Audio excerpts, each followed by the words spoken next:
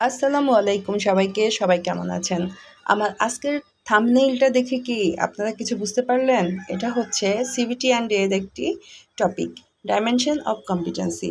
তো আজকে সকালবেলা উঠে যখন আমি দৈনন্দিন সংসারের কাজগুলো করতেছিলাম, তখন আমার মেন্টরের কথা খুব মনে পড়ল যে আমরা প্রতিদিন যা যা করি তার সঙ্গে যেন আমরা ম্যাচ করি, হ্যাঁ? যে আমরা যেই কোর্সগুলো করতেছি সেটা যেন ম্যাচিং করি।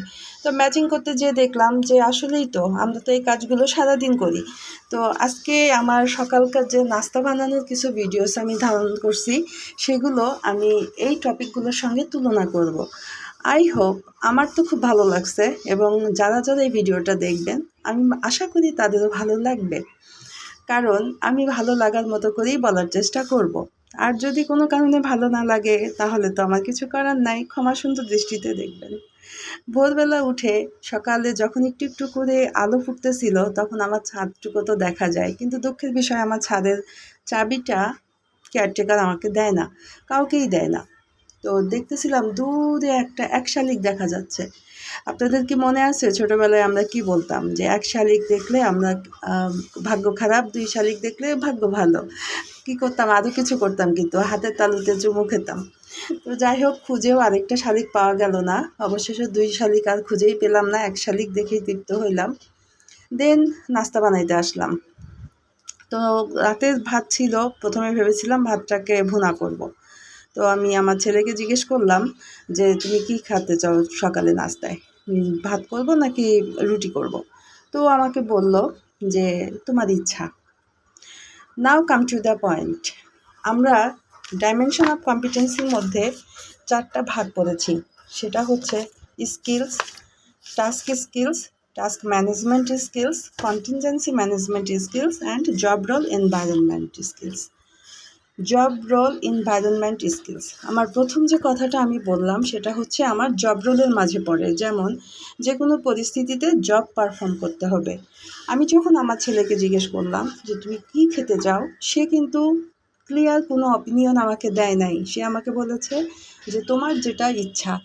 তো ওয়েল, আমার যেটা ইচ্ছা তার মানে অবশ্যই ও বোঝাতে চাচ্ছে যে আমি তোমার সঙ্গে অ্যাডজাস্টেবল, তাই না? ও কিন্তু ওর জায়গা থেকে ওর রোলটা ও ঠিক পারফর্ম করেছে। তখন আমাকেও ভাবতে হবে যে আমি আমার সন্তানের সঙ্গে আমার রোলটা পারফেক্টভাবে ওর মন মতো করে পারফর্ম করতে পারলাম কি না। তো আমি জানি ব্যক্তিগতভাবে যে ও ভাত পছন্দ করে না। তো চিন্তা করলাম যে সকালবেলা ভাত ও তো পছন্দ করে না, ও যতই বলুক আমি দিলে ও খাবে, কিন্তু ও মন থেকে আসলে তৃপ্তি করে খাবে না। তো এই ক্ষেত্রে আমি আমার সন্তানকে খুশি রাখার জন্য আমি কিন্তু নাস্তা বানাতে চলে আসলাম। রুটি করব, আলু ভাজি করব, ডিম সিদ্ধ এবং আমার জন্য চা। তাহলে জব রোলটা বলতে আমরা যা বুঝলাম যে যে কোনো পরিস্থিতিতে আমার জবটাকে পারফর্ম করতে হবে। এক কথায় এটাকে আমরা অ্যাটিটিউডের সাথে তুলনা দিতে পারি যে আমি যে প্রতিষ্ঠানে কাজ করব, বা আমি আমার সংসার জীবনে হোক, যেখানে হোক, রিলেশনশিপের মাঝে হোক, আমি আমার অ্যাটিটিউডটার দিকে নজর রাখবো, এবং আমার বিপরীত যিনি আছেন তার অ্যাটিটিউডের প্রতিও আমি নজর রাখবো। এটা হচ্ছে আমাদের জব রোল এনভায়রনমেন্ট। এরপরে আসি টাস্ক স্কিল। এই যে আমি সকালবেলা নাস্তাটা বানাবো, এই সম্পূর্ণটা প্রসেসটা কিন্তু টাস্ক স্কিল, ঠিক আছে? একটা জব, এই একটা কাজ, যে কোনো একটা কাজ। যেমন এই যে আমি আলু ভাজি করার জন্য যে আলুটা এখন যে কাটাকাটি করতেছি, এটা একটা কাজ, একটা টাস্ক। আমার সকালের নাস্তা বানানোটা হচ্ছে সম্পূর্ণটা মিলে হচ্ছে আমার জব, এবং এই জবের মাঝে পার্ট বাই পার্ট আমি যে কাজগুলো করতেছি, আলু কাটতেছি, পেঁয়াজ কাটবো, মরিচ কাটবো, তারপরে আটা মাখাবো, এবং পার পিস করে আমি রুটি বানাবো, রুটি বেলবো। এই টোটাল প্রসেসটা হচ্ছে আমার জব। এর মাঝে এই যে অংশগুলা, এক একটা অংশ একটা কিন্তু আরেকটাকে ছাড়া কখনোই না। এই প্রতিটা অংশ হচ্ছে আমার এক একটা টাস্ক। ওকে, আমি কিন্তু খুবই ক্লিয়ার হয়ে গেলাম। এভাবে আমি আসলে ভাবি নাই, আমি আজকে যতটা ভাবলাম সকালবেলা। তো এটা হচ্ছে আমাদের টাস্ক স্কিল। দেন আসি task management skill. Task management skill বলতে বোঝায় একই সময় একাধিক কাজ, জব পারফর্ম করা। ঠিক আছে? তো একাধিক জব আমরা কিভাবে পারফর্ম করতেছি, এই যে দেখেন আমি আলু কাটলাম, আলু কাটার পরে পাশাপাশি কিন্তু আমি ডিম সিদ্ধ করতে দিলাম, এবং ডিম সিদ্ধর পাশে আমি কিন্তু বসে নেই, আমি আবার এর মাঝে আটা রেডি করছি, তার মাঝে লবণ দিচ্ছি, পাশে কিন্তু আমার ডিম সিদ্ধ হচ্ছে।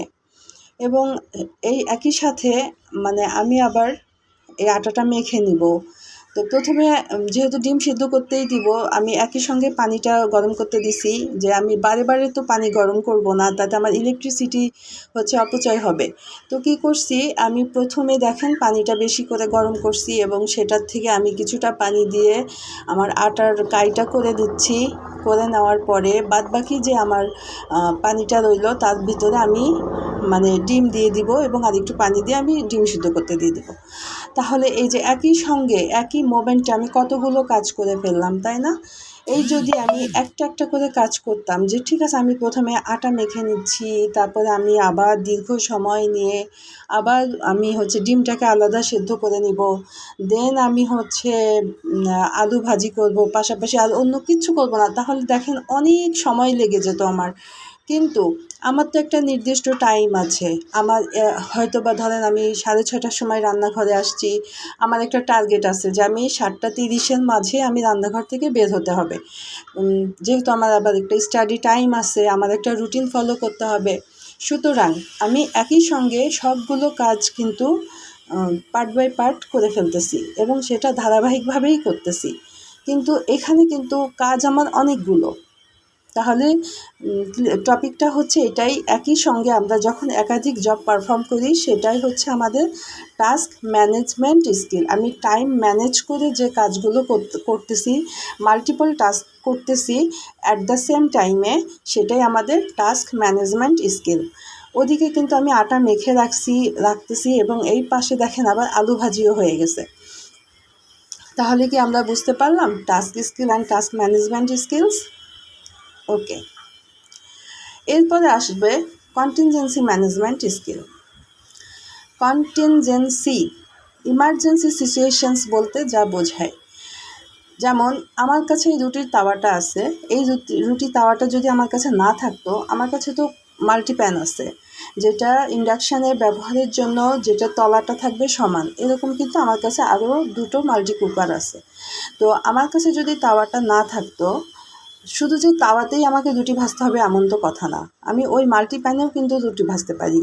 তো কন্টিনজেন্সি ম্যানেজমেন্ট বলতে ক্রিটিক্যাল টাইম বা ক্রিটিক্যাল মোমেন্টকে বোঝায়, যে হঠাৎ করে কোনো একটা সমস্যা হয়ে গেছে, বা ওই মুহূর্তে এই জিনিসটা আমার হাতের কাছে নাই, সেই সময়ে ঠিকই আমাকে জবটা করতে হবে।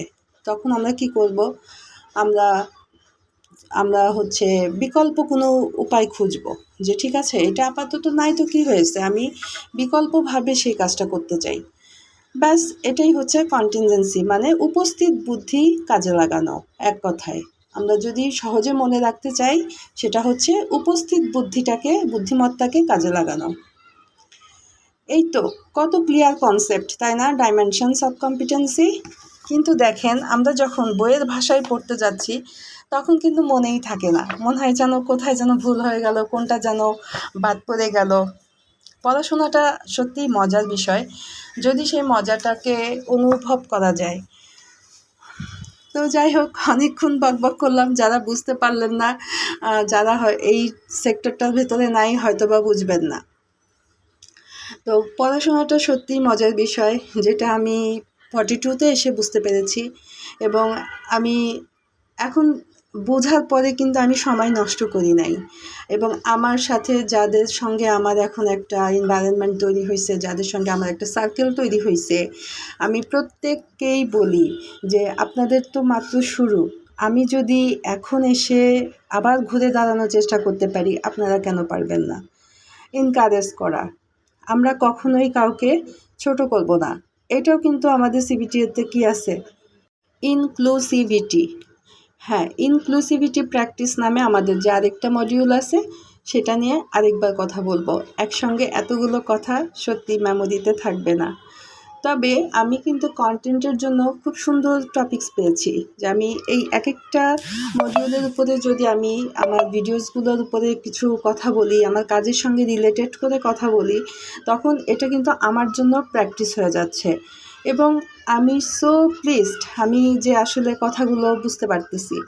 এখন যদি আমার জব ওয়ার্ক প্লেসে থাকতাম, আমি যদি আমার সেন্টারে থাকতাম, আমি ওই কাজের সঙ্গে তুলনা দিতাম। কিন্তু যেহেতু আমি এখন আর কোথাও কোনো জবে নাই, তো আমার ওই জব এক্সপিরিয়েন্স প্লাস আমার এই সাংসারিক মানে আমার ঘরোয়া যে কাজগুলো, এই এক্সপিরিয়েন্সগুলো এখন আমি কাজে লাগাচ্ছি। তো এটাই তো, এটা হচ্ছে আপনার যখন যে পরিবেশেই থাকি না কেন, আমরা আমাদের জ্ঞান, নলেজ, আমাদের যে স্কিল, এই জিনিসগুলোকে কাজে লাগায়ে আমরা আমাদেরকে স্কিল করব, নতুন করে নিজেকে তৈরি করব। তো প্রত্যেকটা জায়গা থেকে না শেখার বিষয় আছে, প্রতিটা জায়গা থেকে। আপনি যেখানে দাঁড়ায় আছেন তার ডানে বামে সামনে পেছন থেকেও দেখবেন কিছু না কিছু জ্ঞান অর্জন হয়েই যায়। শুধু জানার আগ্রহটা, শেখার আগ্রহটা থাকতে হবে নিজের মধ্যে মাত্রাতিরিক্ত। কি হয়েছে, আমরা যাদেরকে নিয়ে ভেবে আসলে মানসিকভাবে কষ্ট পাই, বা যাদেরকে ভেবে আমাদের ব্রেনটা হ্যামারেজ, ব্রেনের মধ্যে রক্তক্ষরণ ঘটাচ্ছি, তারা কি বিন্দুমাত্র সেটা টের পাচ্ছে বা টের পায়? না, কেউ টের পায় না। অতএব কোনো প্রয়োজনই তো নাই। আপনার জন্য যাদের কোনো সময় ছিল না বা সময় নাই, তাদের জন্য কেন ভাবতে যাব? কোনো প্রয়োজন আছে কি? কোনো প্রয়োজন নাই। তো আজকে এইটুকু আলোচনাতে আমি আজকে নিজের কাছে আমার এই কনসেপ্টগুলো যেমন ক্লিয়ার, ঠিক সেরকম যারা এই আমার ভিডিওটা দেখবেন, আশা করি তারাও বুঝতে পারবেন। এবং আমি সত্যি খুবই আনন্দিত যে আমি গত 3 মাস ধরে প্র্যাকটিস করার পরেও আজ গত 1 সপ্তাহ ধরে আমার মনে হচ্ছে আমি এখন এই বইগুলার ভাষাগুলো একটু বুঝতেছি। তবে সিবিটি অ্যান্ড এই মডিউলগুলো 12টা মডিউল সত্যিই খুব টাফ। এবং আমাদের ল্যাঙ্গুয়েজের যে প্রবলেম, আমরা তো আমেরিকান অ্যান্ড ব্রিটিশ অ্যাকসেন্টটাও কিছুটা হয়তো বা আন্দাজ করতে পারি, কিন্তু এই অস্ট্রেলিয়ান ভাষাগুলো আমরা আসলেই বুঝি না, অনেক টাফ। তবে আল্লাহ আমাদের সহায় হোক, আমাদের প্রত্যেকের সহায় হোক যারা এই লার্নিংয়ের মধ্যে আসি, এবং আল্লাহ তাআলা যেন সবাইকে একসঙ্গে আমাদের সবার মনের আশা পূরণ করেন। সবাই দোয়া রাখবেন এবং সবার জার্নি যেন আল্লাহ পাক সহজ করে দেন। এখন এই পর্যন্তই, আবার দেখা হবে ইনশাআল্লাহ। আল্লাহ হাফেজ।